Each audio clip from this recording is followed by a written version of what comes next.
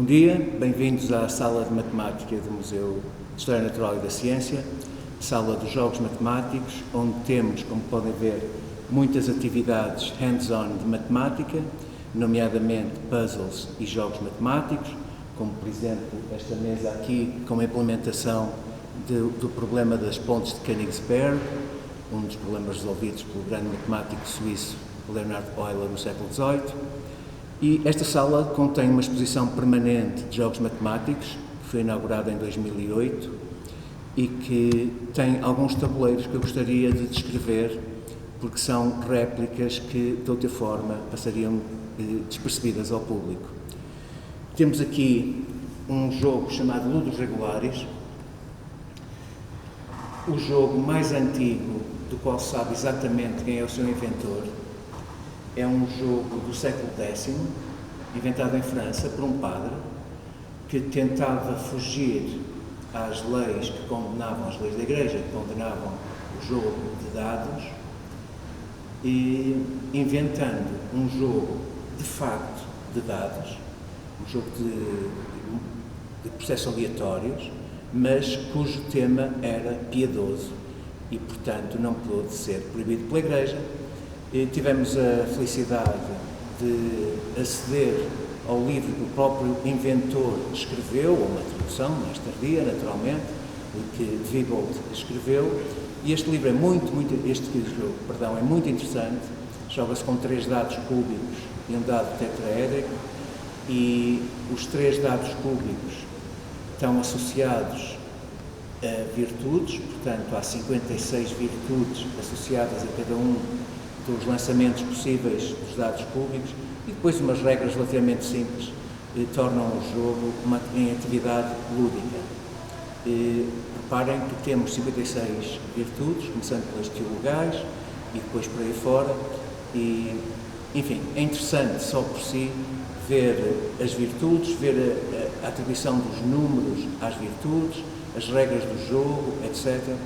E muitas das características deste jogo ficaram na história dos jogos de tabuleiro. Por exemplo, este número de lançamentos dos 3 dados é 56, o número de lançamentos possível. Outra característica do jogo é o número 21, que é o número de lançamentos de 2 dados cúbicos, e curiosamente o tarot, por exemplo, tem 56 arcanos menores e 21 arcanos médios.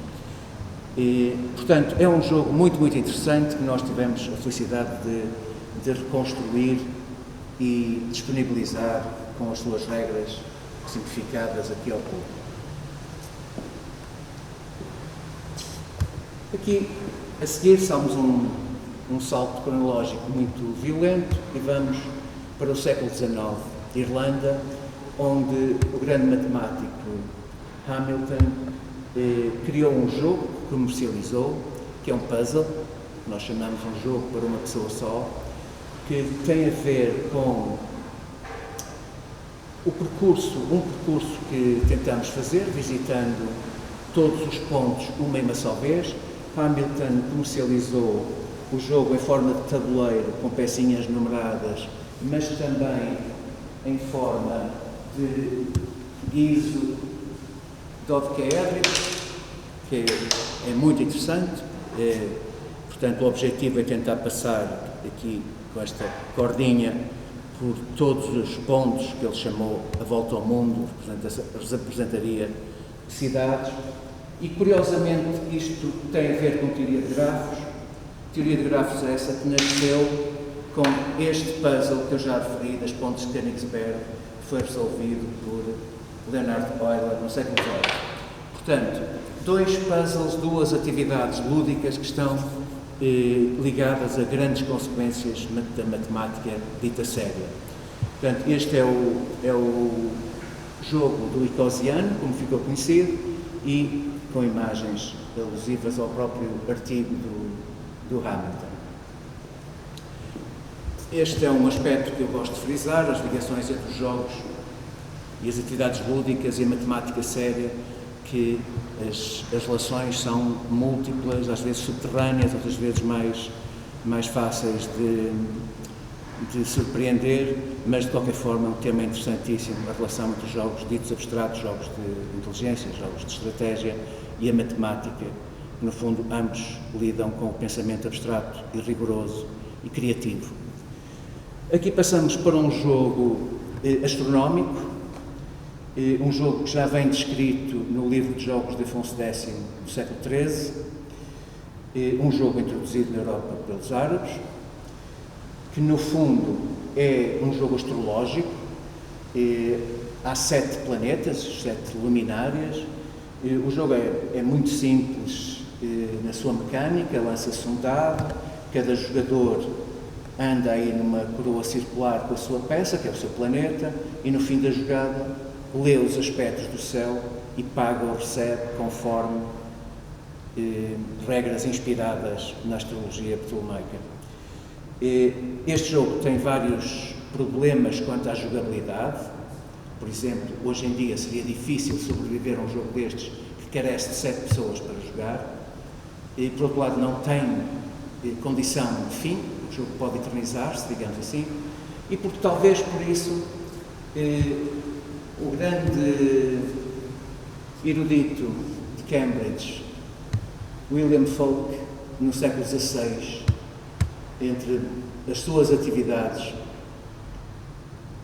ele dedicava-se à teologia, era um erudito, portanto, como eu disse, da Universidade de Cambridge, escreveu 3 livros sobre jogos e inventou este jogo, chamado Rumaquia, que é uma implementação de um jogo astrológico, astronómico, para 2 jogadores, que teve a habilidade de transformar o jogo mais antigo num jogo para 2 pessoas. O tabuleiro é lindíssimo, com 2 zodíacos em oposição, e cada jogador tem as 7 luminárias, e depois faz umas regras muito complicadas, tentando que o jogo emulasse o movimento aparente dos astros.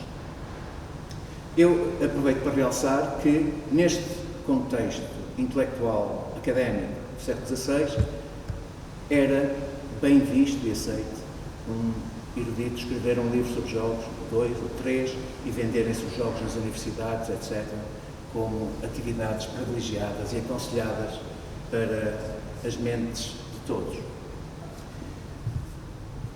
Vamos dar aqui mais um saltinho, agora por trás, vamos ao século XI, e temos aqui o jogo chamado Ritmomaquia, que é um jogo numérico. Joga-se num tabuleiro 8x16.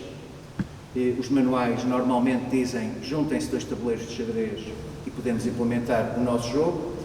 Este jogo sabe-se que é do século XI, tem-se grande certeza quanto a quem o inventou. É um jogo pedagógico de sala de aula, portanto era um jogo em que era obrigatório aprender.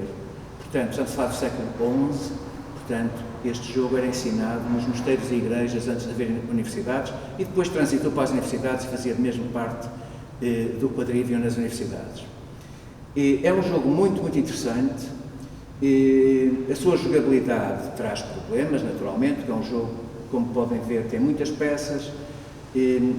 A ideia deste jogo pedagógico era que as peças, que têm diferentes formas e diferentes números, se movessem conforme a forma e capturassem conforme os números, e portanto o jogo é complexo e tem a ver com, essencialmente, ser um conduto para a matemática que se ensinava na altura, que é a matemática tipicamente pitagórica na tradição de Boécio.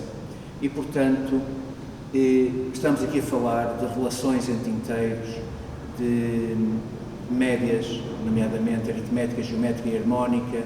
Esse tipo de matemática é o que está aqui em causa. E, curiosamente, este jogo, que durante uns bons 500 anos foi o jogo mais popular entre as classes eruditas na Europa, só desaparece quando a matemática evolui século XVI, XVII, com o aparecimento da álgebra e do cálculo infinitesimal. Este jogo não serve para ensinar álgebra nem cálculo. E, portanto, naturalmente saiu da sala de aula. Saindo da sala de aula, impôs-se a lei da sobrevivência dos jogos. O jogo não é muito bom ludicamente. Eu não vou entrar nesse campo agora. É um jogo, como tecnicamente se chama, obscuro, e portanto o jogo desapareceu, e hoje o que sabemos sobre ele vem dos muitos manuais que foram escritos, incluindo um por William Folk em Inglaterra. Aqui temos já agora uma mesa que implementa problemas de travessias. Os problemas de travessias são muito curiosos.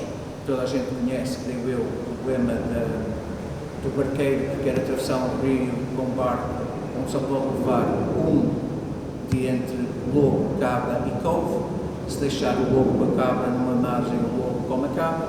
Se deixar a cabra com a couve, a cabra come a couve. Portanto, ele tem de fazer uma giga-joga para transportar toda a gente para a outra margem. Isto são problemas muito antigos, que vêm do tempo o primeiro registro escrito é talvez de Alcuino, de York, se bem que problemas com este enunciado simples surgem também na tradição oral africana, por exemplo, em muitos sítios, com animais diferentes, etc. Mas há muitos problemas de travessias que ficaram na genealogia, digamos assim, da matemática recreativa, e também daqui, destes problemas, brotou matemática dita séria, de consequência, portanto, e além disso é muito divertido.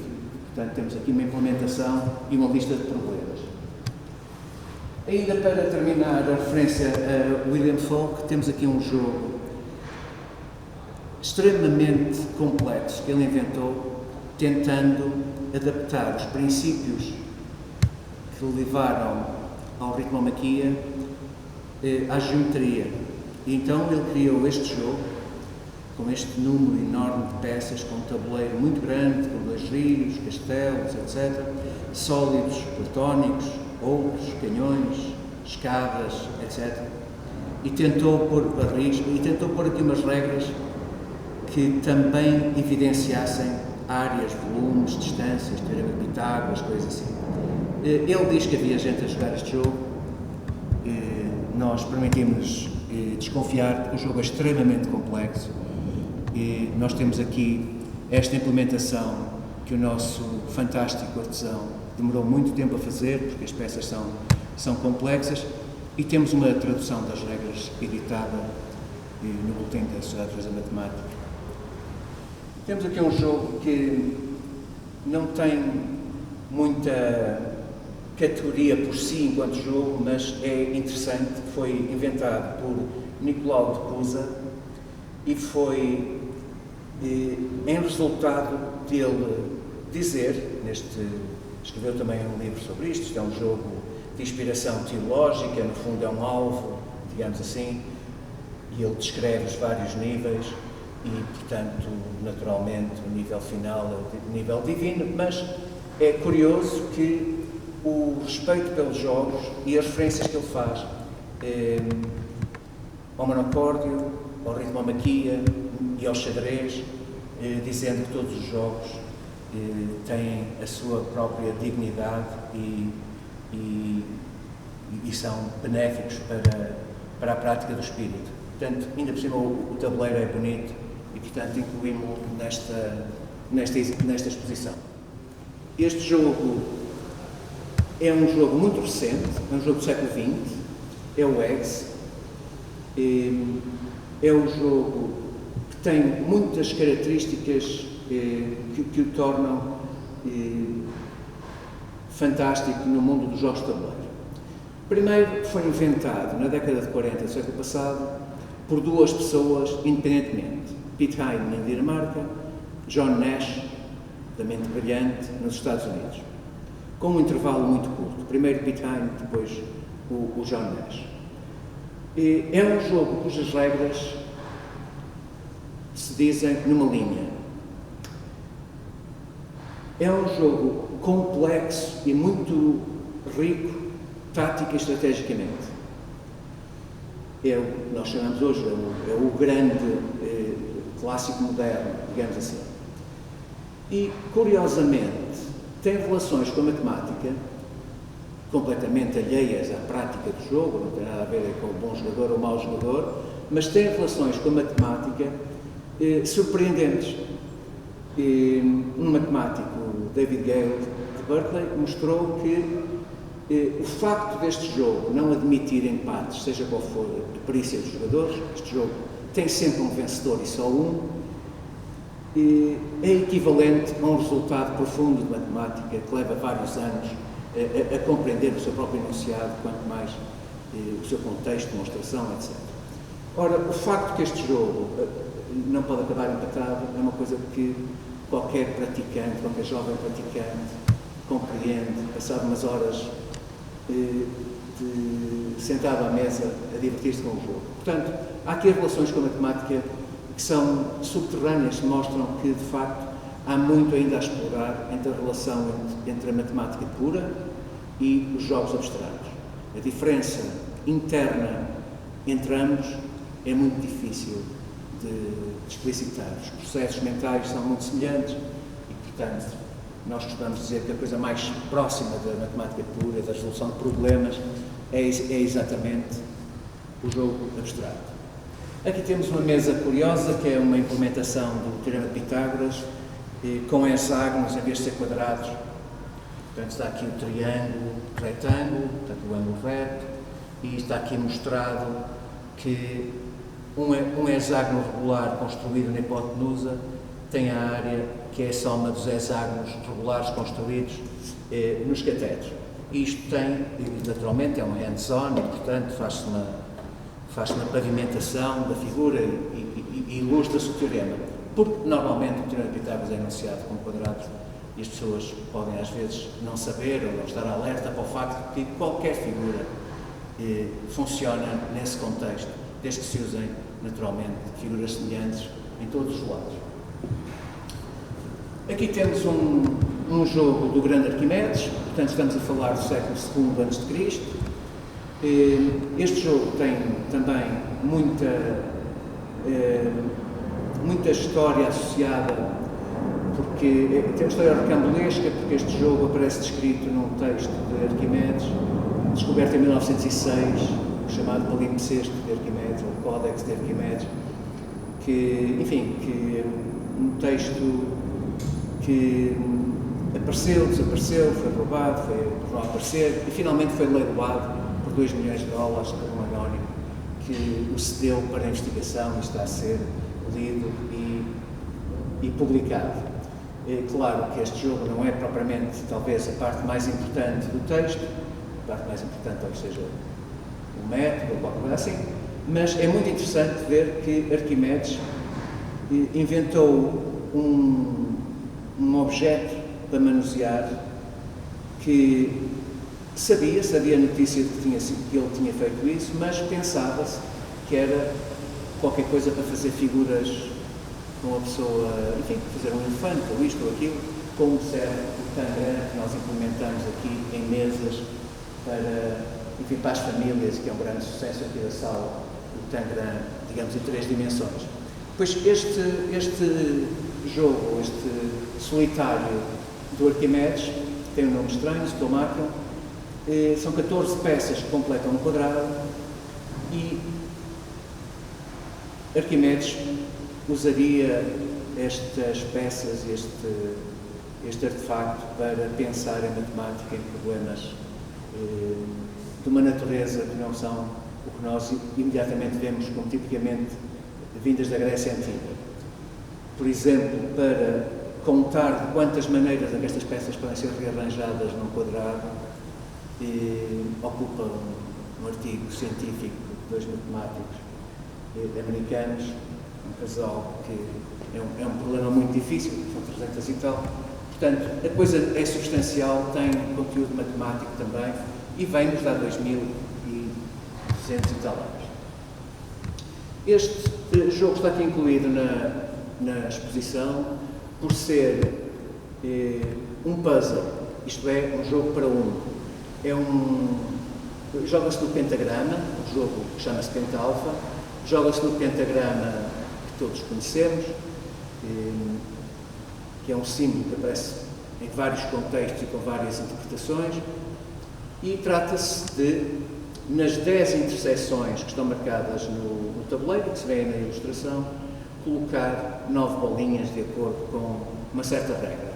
O puzzle não é extraordinariamente difícil, temos também implementações que o público pode usar para tentar resolver, e o que é curioso é que este jogo aparentemente jogava-se já na Grécia Antiga, este puzzle, e ainda hoje é popular em algumas zonas do mundo, nomeadamente a Grécia. E, portanto, quanto aos objetos da exposição de jogos antigos, creio que falei neles todos. Aqui no centro temos alguns outros jogos, mas estes todos disponíveis às mãos e às mentes das famílias, dos visitantes. Temos ali uma implementação moderna, simplificada do ritmomaquia, ali com as peças vermelhas e negras. Temos ábacos, temos tantrix, temos muitos jogos. O Alquerque, que é um antepassado direto do jogo das damas, enfim, o Ouri, também um jogo muito popular. Temos aqui muitos jogos matemáticos que são, de facto, como dizia o professor Mariano Gago, são o hands-on da matemática pura. A física tem as experiências, a matemática pura tem os jogos abstratos, os jogos de engenho, os jogos intelectuais e os puzzles.